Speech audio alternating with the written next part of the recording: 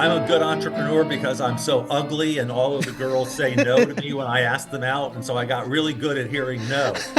And so I learned to get no. But then you only need one girl to say yes, one customer to get you started. Hi, welcome back to How Much Can I Make? I'm excited to have you. I'm your host, Mira. Today's guest is Jim Beach, a serial entrepreneur, longtime radio host, and the voice behind School for Startups. Jim brings a very non-traditional take on entrepreneurship. He pushes back on follow your passion and believes execution matters more than big ideas. Whether you agree with him or not, his perspective is practical, grounded, and worth listening to. So let's turn to Jim. Jim, thanks for coming to the show. Let's start by telling us how your career started. All right. Well, I wanted to be the CEO of Coca-Cola, and they decided they didn't want me to be their CEO. And so they walked me out the door, and I was devastated. And at 23, I had no clue what I wanted to do. So I started a business, and it did well. And that turned into a book, and that turned into a radio show. And so today, I have a lot of different things, but all focused on one thing, which is helping other entrepreneurs be successful and have some tips, tricks, and techniques to help them get started. I came up with a philosophy along the way, and I try to share that philosophy that anyone can be a successful entrepreneur when you change the game a little bit. I don't believe in creativity, risk, or passion. I think those are all bad things for an entrepreneur. And so when you get rid of those things, it's a little bit easier. And of course, I'll go through the three things if you want me to. Yes. That's my mission today, is to spread that idea. It shattered my idea about starting a business. I thought you always have to be passionate about it. And then I read your stuff and I said, no. So yeah, by all means, please tell me about it. Well, let's start with creativity. 93% of businesses are copies of other existing businesses. That data comes from the London School of Economics, so it's a good source. But what it means is we've had restaurants for thousands of years. We've had hotels for thousands of years, but we still consider Conrad Hilton a great entrepreneur, even though he was a hotel man. But that wasn't creative. It's not creative to start a hotel. And so we have people sitting on the sofa saying, when God gets me, hits me with my lightning bolt of creativity, when God gives me my big idea, oh, I'm going to be going crazy then. Well, the idea is God's not going to just sit there and throw ideas at you. Maybe he already is and you haven't noticed. You know, there's tons of magazines that have ideas for you to copy, Inc. magazine or Entrepreneur magazine. You can read about what other people are doing in other states and do it in your state. My first business was 100% a copy of another business, but I didn't copy the trademarks, the copyrights, or the patents, of course. But this idea that you need a new idea stops people when what they really need to do is take someone else's idea and just try to do it a little bit better. And that's the essence. Just try to do someone else's idea a little bit better. But how do you check if in the marketplace there is a place for the same business at the same area? Well, I would have to assume so, that if they're busy and I'm going to be doing a better job than them, I would think that I will get new customers and steal some of theirs. So I think the fact that they're successful is great evidence that you should be successful too. That is so interesting. So what would be the first test that somebody would do to see if there is a real market for the product? Copying or original? Whatever it is, put an ad in the paper and see if people respond to it, or run a series of ads on Google and see if people respond. You'll spend a little bit of money to find out whether the idea is going to work. So with my very first idea, I ran two ads. I had two marketplaces, one in each marketplace, and I got 30 telephone calls off of $400 ad. Which business was that? Was that the campground? That was the summer camp business, yeah. Yes. And I ran an ad in the Parent magazine in Palo Alto and in the Boston parenting magazine, and I got calls. So I knew that there was interest. And for $400, I already had 50 names of potential customers. And so I think that proves that it's worth advertising again and seeing if I can get another 50 names. Another thing I, do with sort of talking about the money, I didn't spend the money to create a brochure until I knew I had enough people to send it to. So if I only got 10 responses, well, this business isn't going to work. There's not enough interest. So why even build the brochure? And so I always do stuff as late as possible and procrastinate as much as possible because there's no reason to go and get a bank account if I don't have a check to put in it. Why do I do that? I don't need to do that. So I try to, save money, do as things as cheaply as possible and validate as early as possible. And I think it's easier than people think. Run a $500 ad campaign and see what people say. I heard a story about Google. When they started, they decided to call it Google, and then some investor came and said, "Oh, I'm putting 100,000." They didn't even ask him, and wrote a check for Google Inc. So then they had to open a bank account and register the business and all of that. Yes. Now, you mentioned a few times, I heard, Wantrepreneur, people that want to be entrepreneurs. Mm-hmm. What is the biggest change or shift that they have to do in their mind in order to become successful? Yeah, they just have to start. It's all about starting and saying, I'm going to do something every day to make this possible. I'm not going to do a big step every day, just a small step every day to see if this idea works. And it's all a matter of just you putting your hand up and saying, me, I'm the one that's going to do this. I'm the one that's going to be different from my friends. I'm the one that's not going to party all weekend and go to a festival all weekend. I'm going to work all weekend on my new business. You have to make a personal decision to get off of the sofa and to take the remote control and to destroy it so that you don't spend time watching the Real Housewives of ESPN. Spend your free time building the business. And that's the decision you have to make. And that's why it's hard because you have to do it. You can't wait for someone to, help you. You can't wait for your boss to, chime in and say, now is the time to go do that. You have to personally decide to do something uncomfortable right now. And that's all it takes. In the research that I did, you say to start a business with like $5,000, no more than that. That's How right. is it even possible in today's market? Well, that's the second part of my thesis, the risk part. I'm not willing to take more than $5,000 of risk. Now, if I spend $5,000 and I prove that the market's a good idea and I already have some customers, then I might be willing to spend more. But on my radio show, I have done 2,700 episodes with 2 or 3 guests per show. That's 5,000 guests. We always talk about bootstrapping and how to start with no money.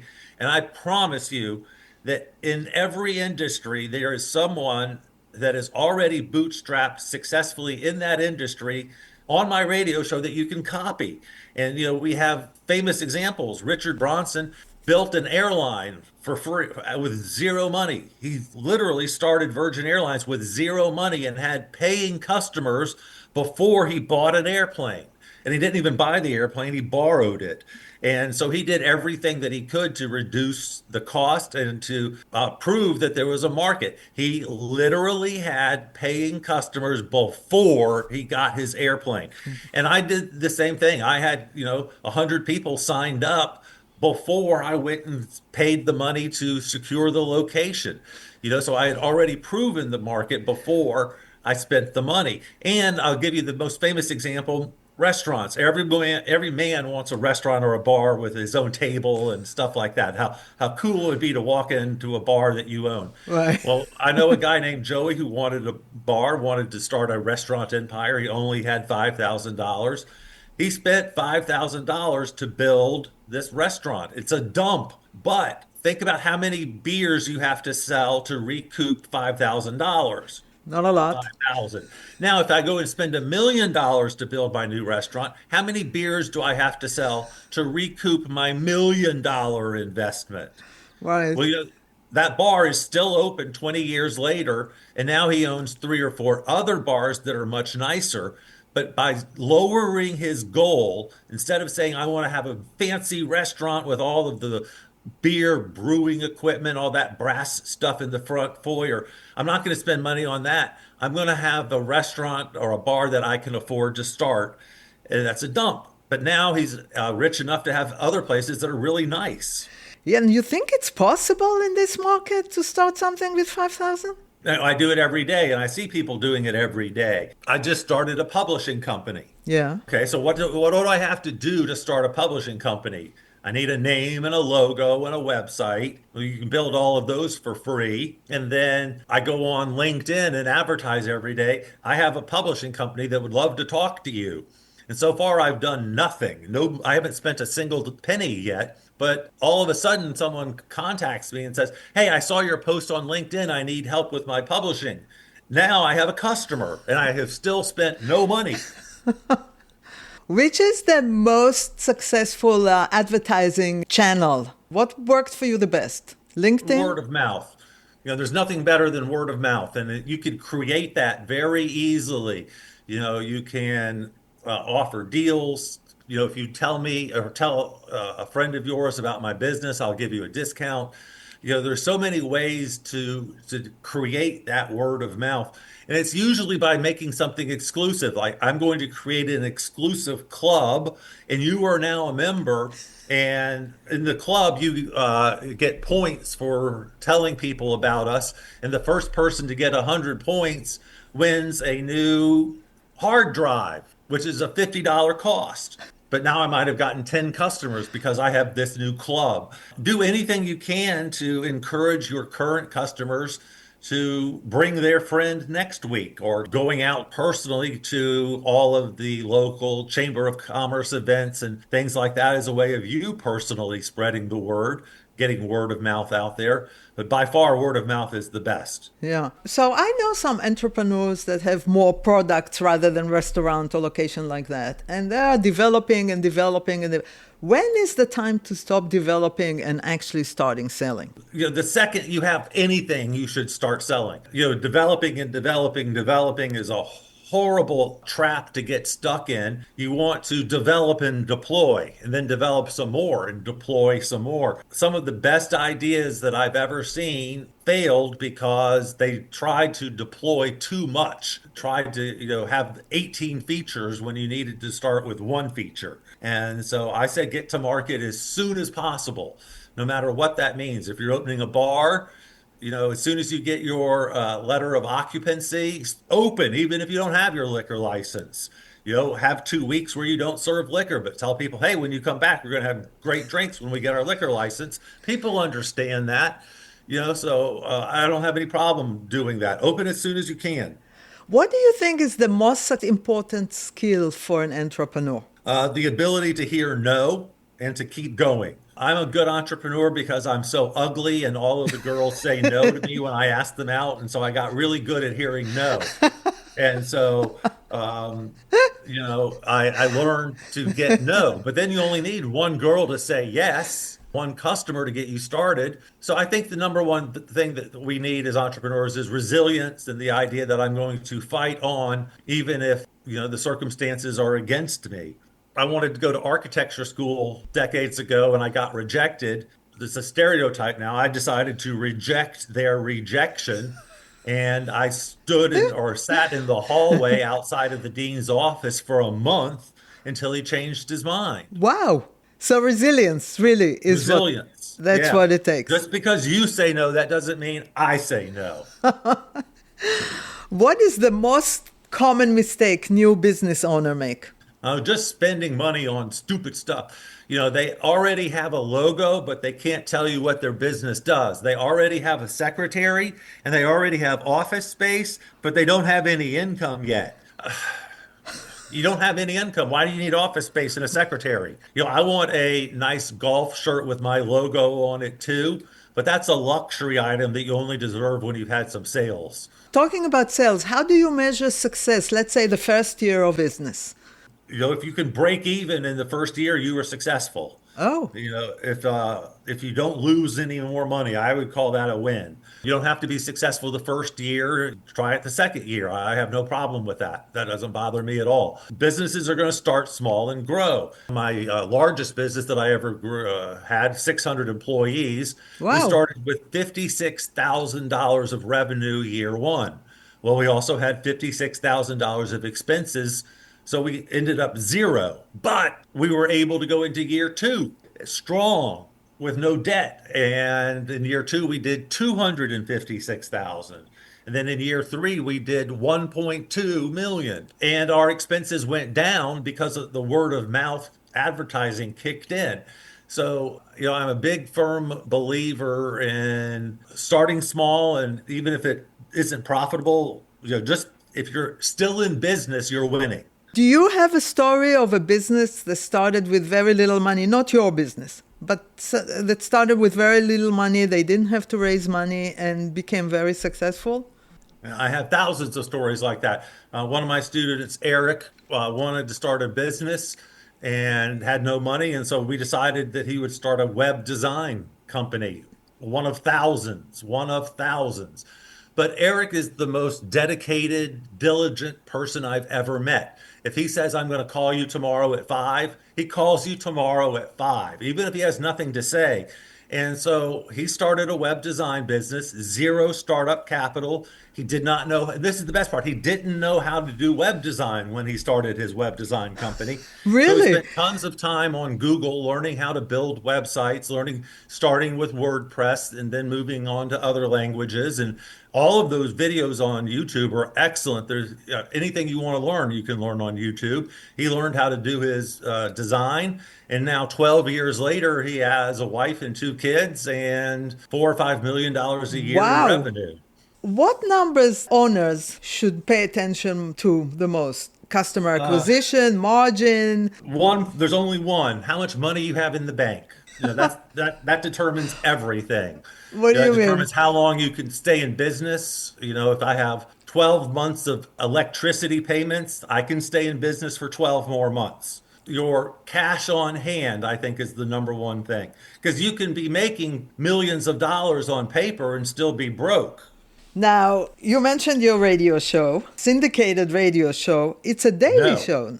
No, it's not. It's not syndicated, which Oh, means I did it by myself. All 100 stations I got by myself without a syndication deal. wait, you got some station before you got a deal with the station that you do the show at? I don't do my show at a station. I do it 100% at home and then email all of the stations the show.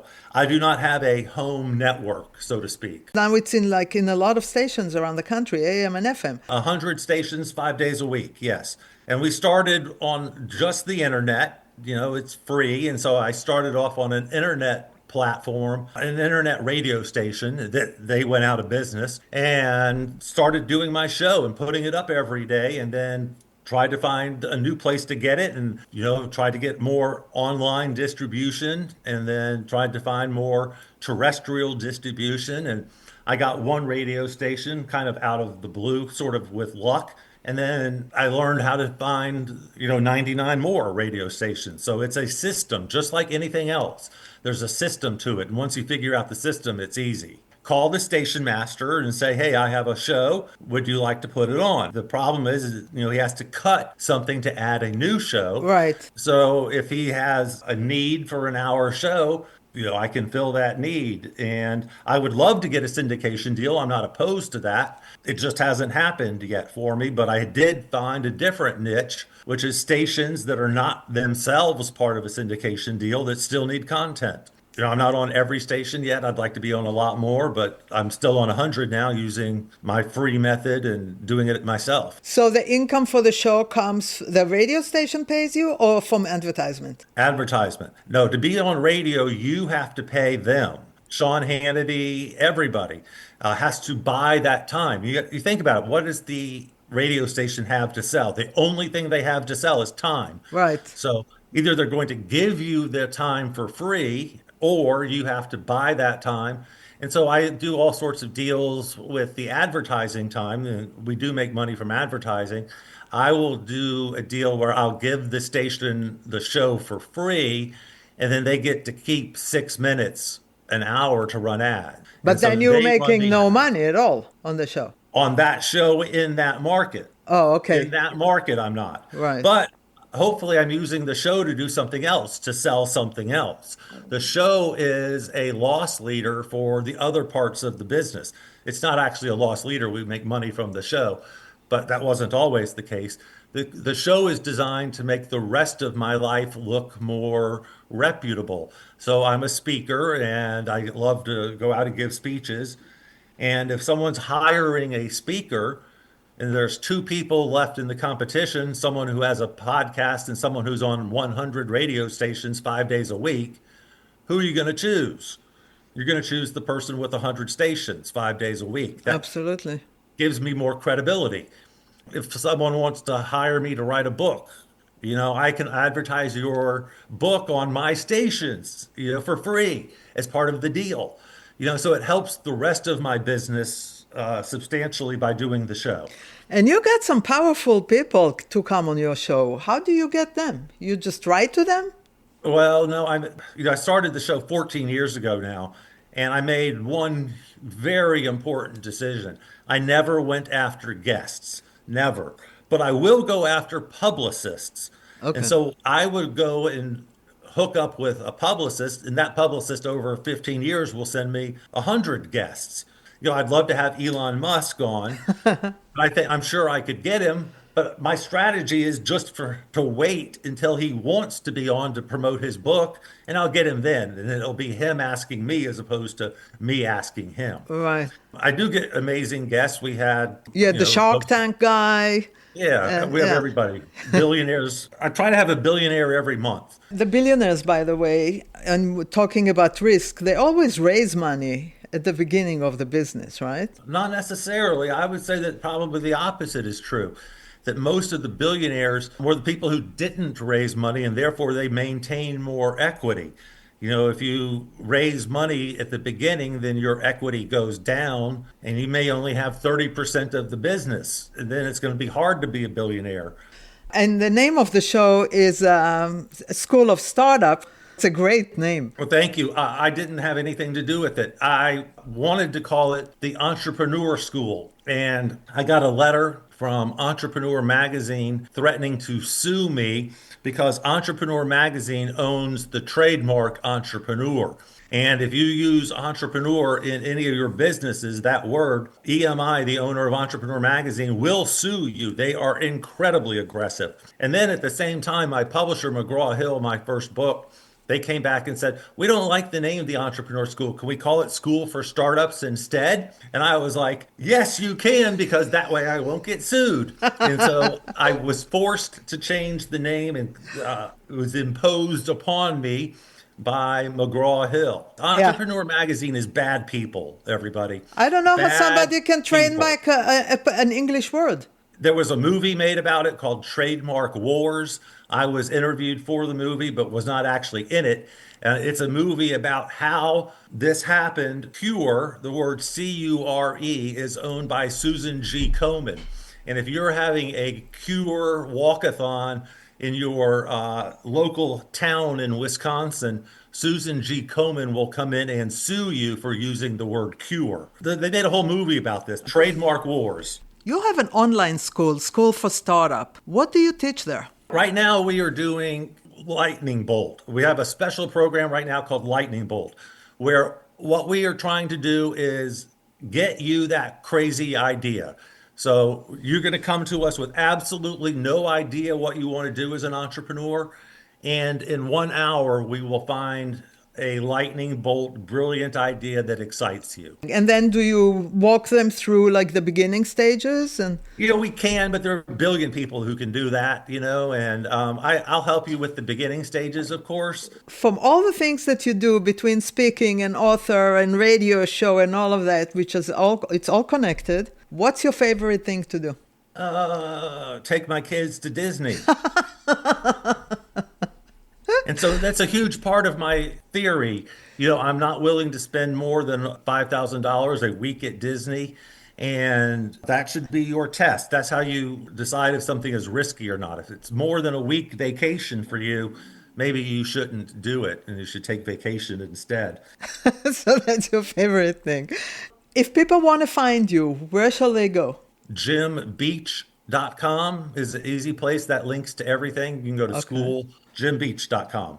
Can I throw out one more thing? Absolutely. So I just released a new book called The Real Environmentalist, and it introduces the entrepreneurs 216 entrepreneurs that are solving the world's environmental crisis. I no longer worry about climate warming because I know the man, the woman that is solving every problem that you're worried about. Your big problem, the thing you worry about is killing all of our coral reefs. Well, I know the company that can grow coral 50 times faster than God does. They can grow you coral in their swimming pool and then a week later plant it in your resort at the ocean.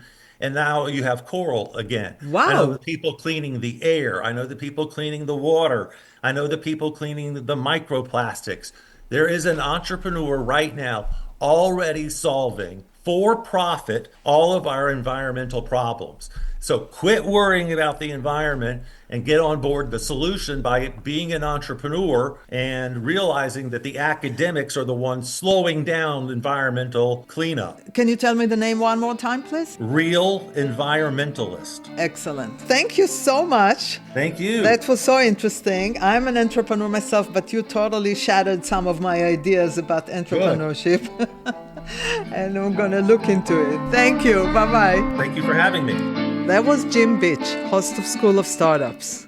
If this episode made you rethink how you approach entrepreneurship or what kind of business is worth starting, then it did its job. Thank you for listening. Please like and review, and we'll see you next week on How Much Can I Make?